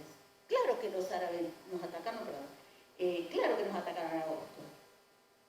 Pero puesto que no tienen ejércitos, no podían obedecer las reglas de la guerra. Ellos perpetraron todos los actos bárbaros característicos de una revuelta colonial, 1929. ¿Sí? No había Estado todavía. Mas nosotros estamos obligados a revisar la causa profunda de la revuelta. Y esto es lo que me lleva a un poquito más atrás, 100 años, años más, años menos, digamos, ¿no?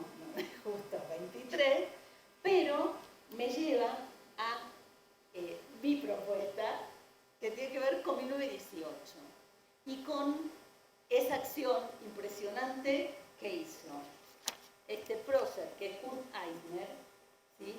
Con una mujer a la que yo escogí como tía, que se llamaba Sara Rabinovich, que junto con los obreros, los operarios de la fábrica de municiones, pararon la fábrica. Y acá toda la hipocresía que nosotros vemos tiene que ver con la complicidad abierta que hay con la industria cívico-militar israelí, Gaza, la franja de Gaza, que es algo que es bueno citar a Yadi Rohan cuando dice, recordemos que la franja de Gaza, así como tal, surge en el 49, ¿no? Por todos los refugiados. Es mucho más antiguo, Sansón se suicidó en Gaza, o sea, tengamos en cuenta que existe hace mucho tiempo y de los filisteos, pero ahí vive 10 veces más población de la que tendría que vivir, porque fueron llegando refugiados de distintos lugares, ¿no? Y entonces, desde 2005, cuando Ariel Sharon hace eso que él llamó desconexión, ¿sí? Es decir, que sacó a los asentamientos judíos que había ahí y les ofreció en Cisjordania irse, ¿sí? Es muy barato vivir en Cisjordania, por eso hay gente de izquierda a veces que vive en territorios ocupados, porque es mucho más barato. Las facilidades que se dan son enormes. Bueno, y las facilidades para todo es mucho más barato. Son diferenciados el pago de impuestos en Jerusalén también, o sea, de eso podríamos hablar un montón de cosas de las formas de la parte, pero no es esto lo de ahora. Cuando limpia a Gaza de judíos, y voy a decir la palabra así fea, que suena horrible, ¿no? Porque eso suena Judenrein, pero algo de eso hizo, lo sacó, y quedó esa población inerme, bueno, después se fue armando lo que quieran, pero quedó esa población sitiada como escaparate para la industria militar. Y entonces por eso, si ustedes se habrán preguntado, ¿qué pasa que cada tantos años hay otro ataque a Gaza? Claro que este es de otra escala, pero tenía que ver con eso, con mostrar las armas probadas. Ahora se está mostrando la capacidad de inteligencia artificial, ¿sí? Se están mostrando los robots perros y esta forma hipercobarde de la guerra, que son las armas semiautónomas o autónomas, incluso aunque se ve que las semiautónomas parecen un poco más exitosas.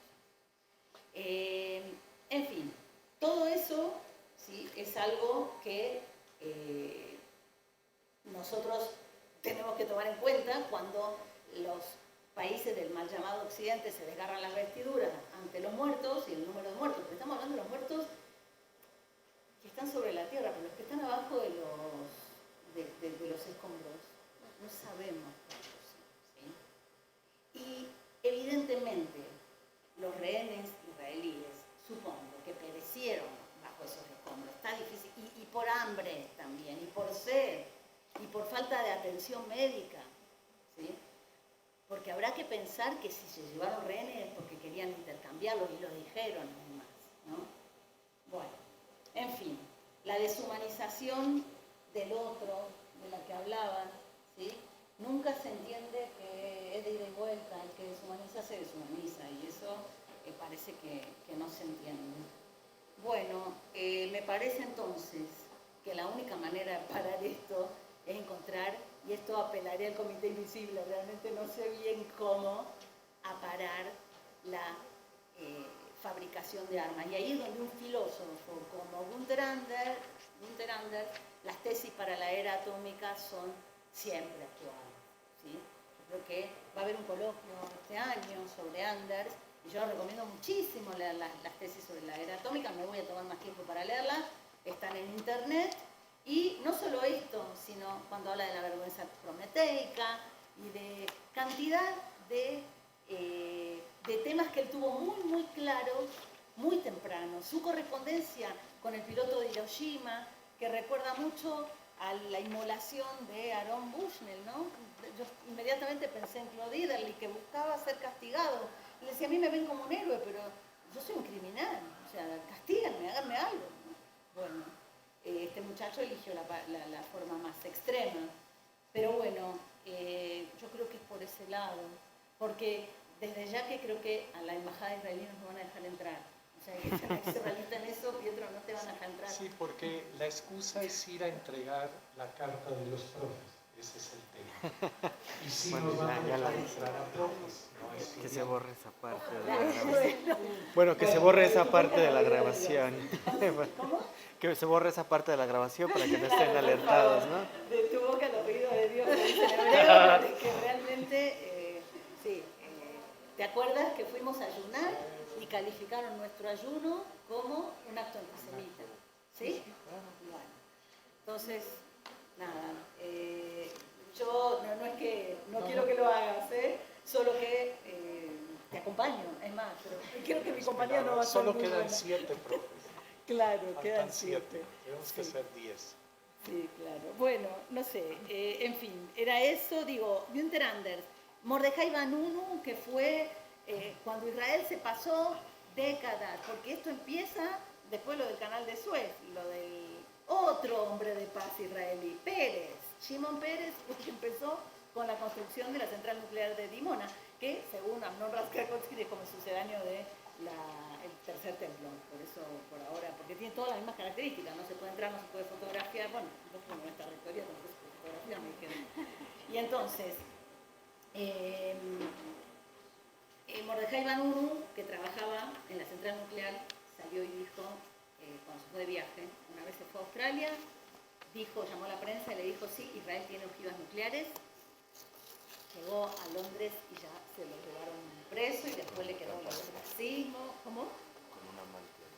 Ah, sí, le pusieron, por supuesto, como hacen en el Mossad, un amante y todo eso, es verdad, es verdad.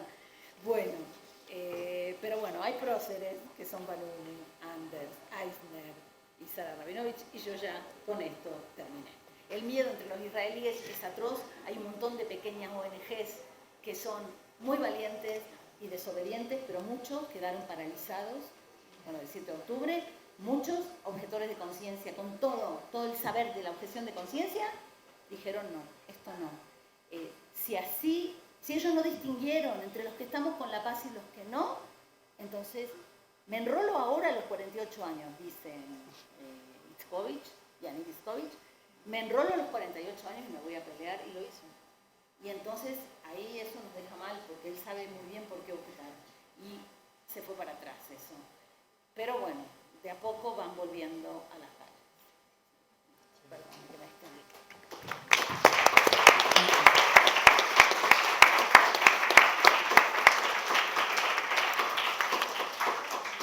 Sí, les quiero agradecer mucho a Melanie, a Silvana, a Claudio, a Pietro, todos los aportes a la reflexión. Justo uno de los grandes problemas para enfrentar lo que está sucediendo es reconocer la dignidad del otro. Yo estaba esperando como al final para recuperar algunas cosas, porque si no se reconoce al otro, no se reconoce su subjetividad, su derecho de existencia, ¿no? Y en eso, visto desde ahí, lo que está en juego es la misma humanidad. O sea, no podemos hablar de humanismo si no hay humanidad detrás de ella, ¿no?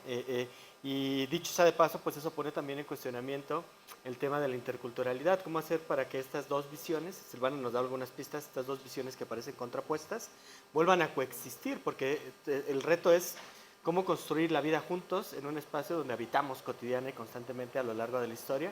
Me parece muy interesante esto que decías de la historia común, ¿no? Saber una historia común que existe y que más bien está intentando desmantelarse actualmente. Y que tenía solidaridad de clase. Y que tenía solidaridad, sí, claro, y había un tema que pues, ahora se ha desdibujado y que, justo como decía Melanie, ¿no? Con una estrategia muy bien organizada. Pero bueno, yo solo puntualizaría esto, a la idea de sumarse a las acciones de apoyo a Palestina, al respaldo al derecho de existencia del pueblo y las personas palestinas, y pues seguir al pendiente del foro itinerante, que seguirá realizando actividades. No le daré la voz al público, me disculpo por ello, pero tenemos dos actividades que ya nos están pisando los pies, que continúan en este momento. Entonces, solo voy a aprovechar para decir que justo, pues vamos a aprovechar no dar la voz ni abrir la voz, para invitarles a que vayan a los siguientes foros y que continuemos algo que espero, tal vez no haya iniciado aquí, pero sí sea solo una pequeña pausa de algo que tiene que ser de largo aliento y que no puede quedarse aquí. Seguramente lo vieron, no se dieron muchas respuestas. Las respuestas están por construirse y nos toca hacerlo colectivamente. Muchas gracias.